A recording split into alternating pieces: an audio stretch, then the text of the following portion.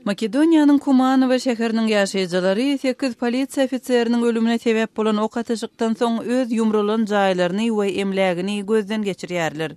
Resmiler 9-njy maýda bolan ok atyşykda guman edilýän ýaraglylardan 14 adamyň öldürilenligini aýtdylar. Şolardan 5 adamyň goňşy Kosowanyň raýatlary da gaýdyldy. Makedoniýa 2001-nji ýylda etnik alban gozgalaňçylaryň we hökümet güýçleriniň arasyndaky söwüşleri başdan geçirdi.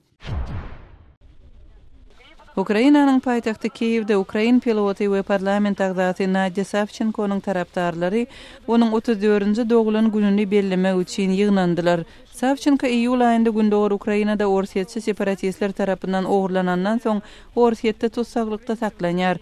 Ol gündogor Ukrainada 2 orsiýetli jurnalistiň öldürilmegine gatnaşmakda aýplanyp suud edilýär. Savchenko bu aýplamalary ret edýär.